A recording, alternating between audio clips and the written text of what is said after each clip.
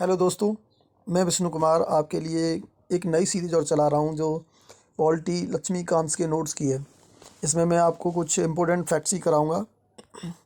तो चलिए, भारत में ब्रिटिश 1600 ईस्वी में ईस्ट इंडिया कंपनी के रूप में व्यापार करने आए। महारानी एलिजाबेथ प्रथम के चार्टर द्वारा उन्हें भारत में व्यापार करने के विस्तृत अधिकार प्राप्त थे।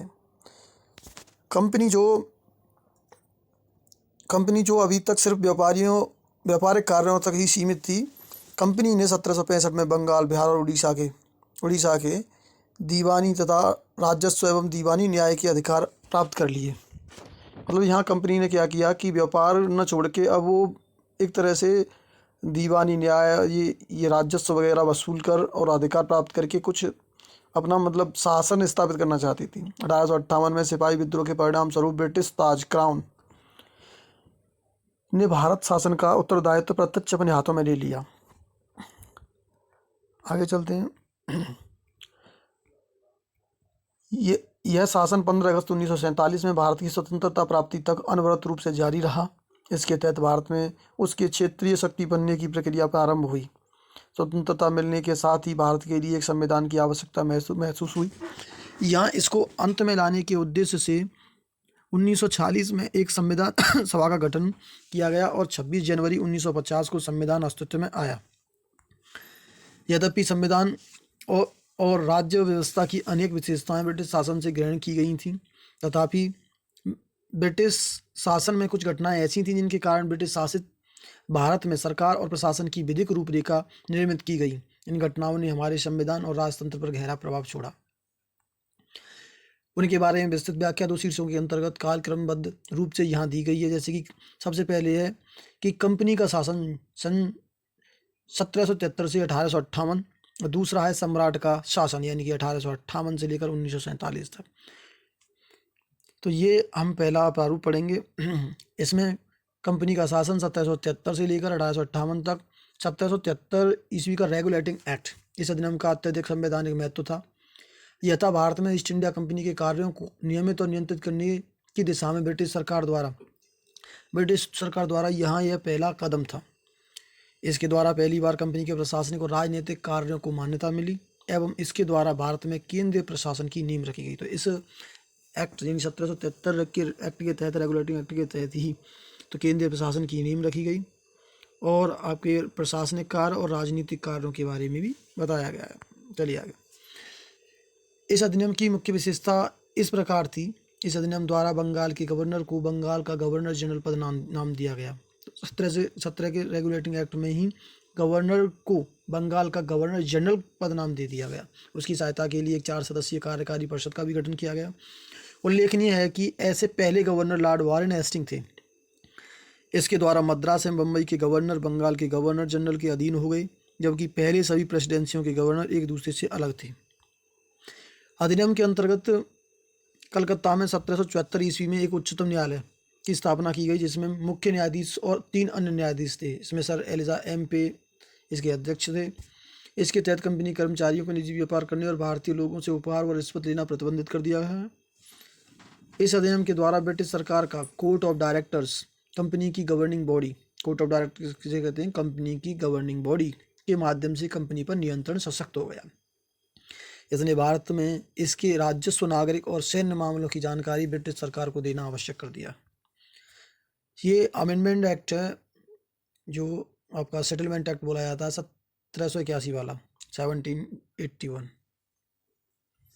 तो देखते हैं 1781 का संशोधन अधिनियम क्या था। रेगुलेटिंग एक्ट और 1773 की खामियों को ठीक करने के लिए ब्रिटिश संसद ने अमेंडमेंट एक्ट ऑफ सेटलमेंट पारित किया।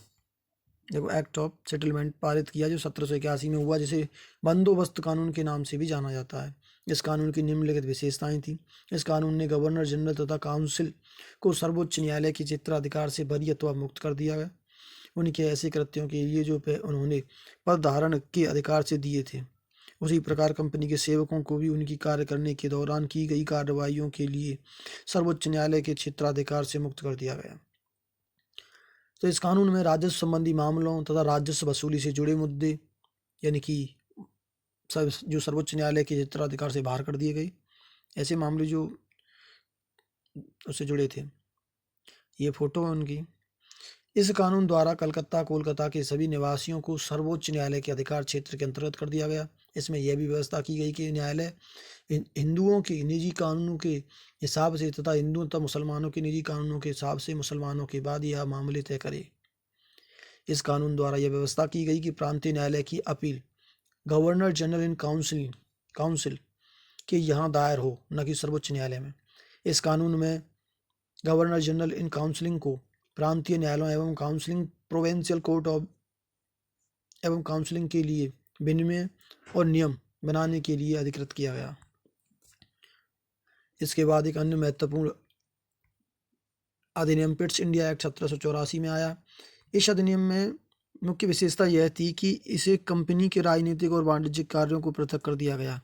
इसने निर्देशक मंडल को कंपनी के व्यापारिक मामलों के अधीक्षण की अनुमति दे दी, लेकिन राजनीतिक मामलों के प्रबंधन के लिए नियंत्रण के लिए बोर्ड ऑफ कंट्रोल के नाम से एक नए निकाय का गठन कर दिया गया। इस प्रकार द्वैत शासन व्यवस्था आरंभ की गई। नियंत्रण बोर्ड को यह शक्ति थी कि वह ब्रिटिश नियंत्रित भारत में सभी नागरिक, सैन्य, सरकार एवं राजस्व गतिविधियों का अधीक्षण और नियंत्रण करे। इस प्रकार यह अधिनियम दो कारणों से महत्वपूर्ण था। पहला, भारत में कंपनी के अधीन क्षेत्र को पहली बार ब्रिटिश आधिपत्य का क्षेत्र कहा गया। दूसरा, ब्रिटिश सरकार को भारत में कंपनी के कार्यों और उसके प्रशासन पर पूर्ण नियंत्रण प्रदान हो गया। 1786 का अधिनियम एक्ट ऑफ 1786 में लॉर्ड कॉर्नवालिस को बंगाल का गवर्नर जनरल नियुक्त किया गया। उसने यह पद स्वीकार करने के लिए दो शर्तें या मांगें रखीं।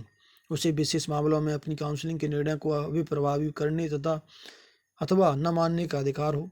उसे सेनापति अथवा कमांडर इन चीफ पद भी दिया गया। उपरोक्त शर्तों को 1786 के कानून में प्रावधान के रूप में जोड़ा गया। इसने गवर्नर जनरल को अधीनस्थ बॉम्बे और मद्रास प्रेसिडेंसियों की सरकारों के ऊपर अधिक नियंत्रणकारी शक्ति प्रदान की। इसने भारत पर व्यापार के एकाधिकार को अगले 20 वर्षों की अवधि के लिए बढ़ा दिया गया। इसने कमांडर इन चीफ के गवर्नर जनरल काउंसिलिंग के सदस्य होने की अनिवार्यता समाप्त कर दी, बशर्ते कि उसी रूप में नियुक्त किया गया हो। इसने व्यवस्था दी बोर्ड ऑफ कंट्रोल के सदस्यों तथा उनके कर्मचारियों को भारतीय राजस्वों में से भुगतान किया जाएगा। तो ईस्ट इंडिया कंपनी का चार्टर एक्ट। फिर 1813 का इस अधिनियम की विशेषता इस प्रकार थी कि इस कानून ने भारत में कंपनी के व्यापार एकाधिकार समाप्त कर दिया। तो जो एकाधिकार था वो कंपनी का समाप्त हो गया। इसके बाद भारतीय व्यापार को सभी ब्रिटिश व्यापारियों के लिए खोल दिया गया तथा इस कानून ने चाय के व्यापार तथा चीन के साथ व्यापार में कंपनी के एकाधिकार को बहाल रखा। इस कानून ने भारत में कंपनी शासित क्षेत्र पर ब्रिटेन के राजा की प्रभुता को प्रकट कर स्थापित कर दिया। इस कानून ने ईसाई मिशनरियों को भारत आकर लोगों के प्रबुद्ध करने की अनुमति प्रदान की। इस कानून ने भारत के ब्रिटिश इलाकों में बासिंदों के बीच पश्चिमी शिक्षा के प्रचार प्रसार की व्यवस्था की। इस कानून ने भारत की स्थानीय सरकारों को व्यक्तियों पर कर लगाने के लिए अधिकृत किया और कर भुगतान करने पर दंड की व्यवस्था की।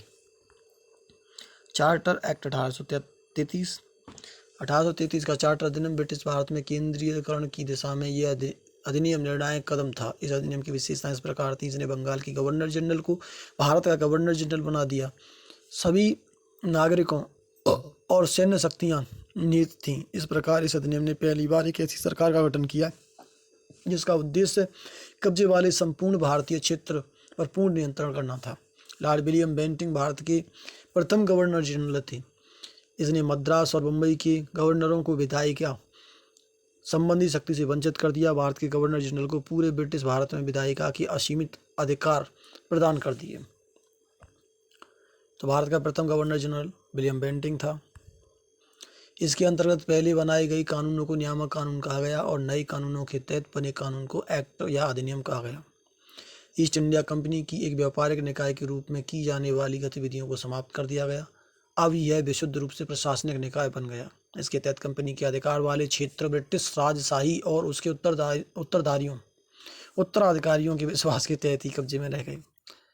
इसी में चार्टर एक्ट 1833 ने सेवकों के चयन के लिए खुली प्रतियोगिता का आयोजन किया। इसमें कहा गया कि कंपनी ने भारतीयों को किसी पद या कार्यालय और रोजगार को हासिल करने से वंचित करने से रोका जाए। 1853 का चार्टर अधिनियम। दोस्तों इस वीडियो को हम आगे कंटिन्यू करेंगे।